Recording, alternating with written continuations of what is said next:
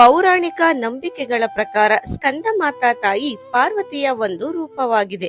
ಈಕೆಯನ್ನು ನವರಾತ್ರಿ ಹಬ್ಬದ 5ನೇ ದಿನದಂದು ಪೂಜಿಸಲಾಗುತ್ತದೆ.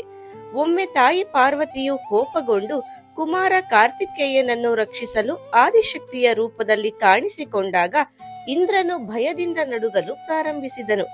ಇಂದ್ರನು ತನ್ನ ಪ್ರಾಣವನ್ನು ಉಳಿಸಿಕೊಳ್ಳಲು ದೇವಿಯ ಬಳಿ ಕ್ಷಮೆಯನ್ನು ಕೇಳಿದನು. ಕುಮಾರ ಕಾರ್ತಿಕೇಯನ ಒಂದು ಹೆಸರು ಕೂಡ ಸ್ಕಂದ ಆಗಿರುವುದರಿಂದ ಎಲ್ಲ ದೇವತೆಗಳು ದುರ್ಗಾ ದೇವಿಯ ಈ ರೂಪವನ್ನು ಪೂಜಿಸಲು ಮತ್ತು ಆಕೆಗೆ ಗೌರವವನ್ನು ನೀಡಲು ಆಕೆಯನ್ನು ಸ್ಕಂದ ಮಾತೆ ಎಂದು ಕರೆಯಲು ಪ್ರಾರಂಭಿಸಿದರು ಮತ್ತು ಅವಳನ್ನು ಸ್ತುತಿಸಲು ಸಹ ಪ್ರಾರಂಭಿಸಿದರು. ಅಂದಿನಿಂದ ನವರಾತ್ರಿ ಹಬ್ಬದ 5ನೇ ದಿನದಂದು ದುರ್ಗಾ ದೇವಿಯ ಸ್ಕಂದ ಮಾತೆ ರೂಪವನ್ನು ಪೂಜಿಸಲಾಗುತ್ತದೆ. ಸ್ಕಂದ ಮಾತಾ ದೇವಿಗೆ ಪ್ರಿಯವಾದ ನೈವೇದ್ಯ. ತಾಯಿ ಸ್ಕಂದ ಮಾತೆ ಹಳದಿ ಬಣ್ಣದ ವಸ್ತುಗಳನ್ನು ಪ್ರೀತಿಸುತ್ತಾಳೆ. ಆದ್ದರಿಂದ ನೀವು ಆಕೆಗೆ ಎಲೆಕೋಸು, ಲಡ್ಡು, ಕೇಸರಿ ಖೀರ್ ಅಥವಾ ಯಾವುದೇ ಹಳದಿ ಬಣ್ಣದ ಸಿಹಿಯನ್ನು ಪ್ರಸಾದವಾಗಿ ಅರ್ಪಿಸಬಹುದು. ತಾಯಿ ಸ್ಕಂದ ಮಾತೆಯ ನೆಚ್ಚಿನ ಹೂವಿನ ಬಗ್ಗೆ ಹೇಳುವುದಾದರೆ ಅದು ಕಮಲದ ಹೂವಾಗಿದೆ. ಆದುದರಿಂದ ಈ ದಿನದಂದು ಸ್ಕಂದ ಮಾತಾ ದೇವಿಯ ಪಾದಗಳಿಗೆ ಕಮಲದ ಹೂವನ್ನು ಕಡ್ಡಾಯವಾಗಿ ಅರ್ಪಿಸಬೇಕು. ಸ್ಕಂದ ಮಾತೆ ಪೂಜೆಯ ಮಹತ್ವ.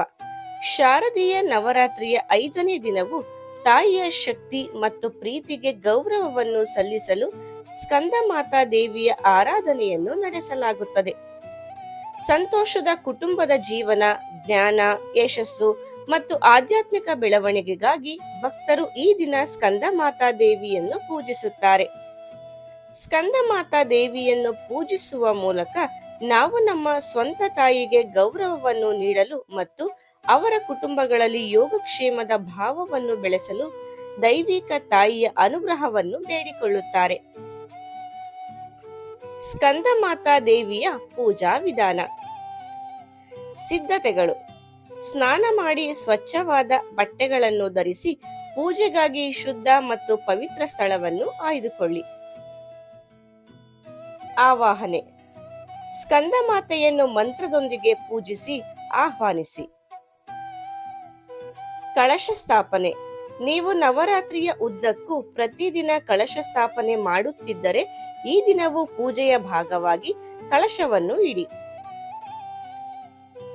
ಪಂಚಾಮೃತ ಮತ್ತು ಅಭಿಷೇಕ.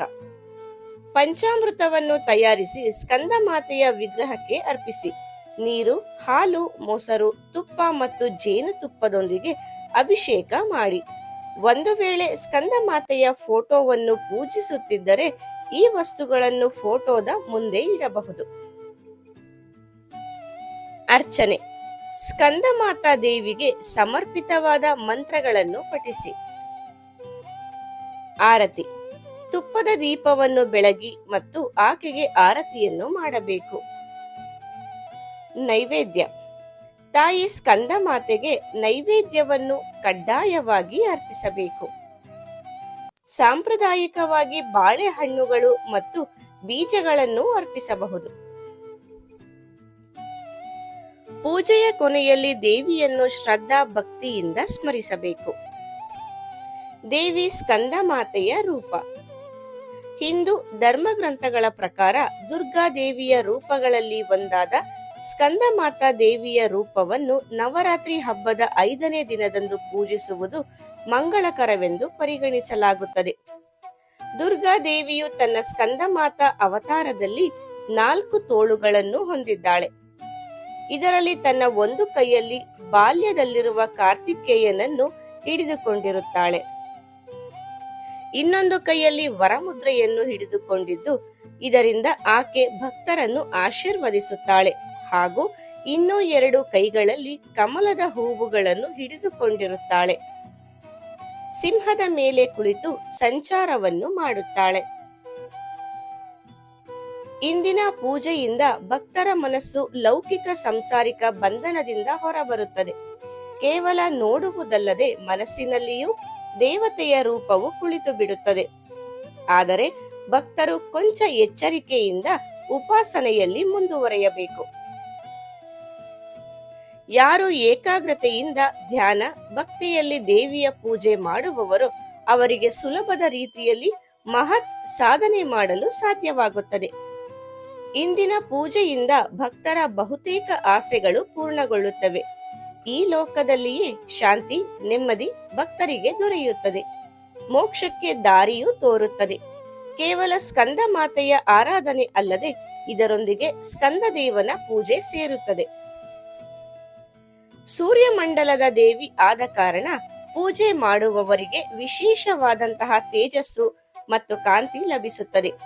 ಪ್ರತಿಯೊಬ್ಬರ ಪ್ರೀತಿ, ವಿಶ್ವಾಸ ಗಳಿಸಲು ಸಾಧ್ಯವಾಗುತ್ತದೆ. ಮನೆಯಲ್ಲಿ ಪರಸ್ಪರ ಅಪನಂಬಿಕೆ ಇದ್ದಲ್ಲಿ ಅದು ಸಹ ದೂರವಾಗುತ್ತದೆ. ಈ ಎಲ್ಲಾ ಕಾರಣಗಳಿಂದ ಇಂದಿನ ಪೂಜೆ ಹೆಚ್ಚಿನ ಪ್ರಾಮುಖ್ಯತೆಯನ್ನು ಪಡೆಯುತ್ತದೆ. ಮಾಹಿತಿ ಇಷ್ಟ ಆದ್ರೆ ಇನ್ಫಾರ್ಮೇಟಿವ್ ಕನ್ನಡ ಚಾನೆಲ್ನ ಸಬ್ಸ್ಕ್ರೈಬ್ ಮಾಡಿ.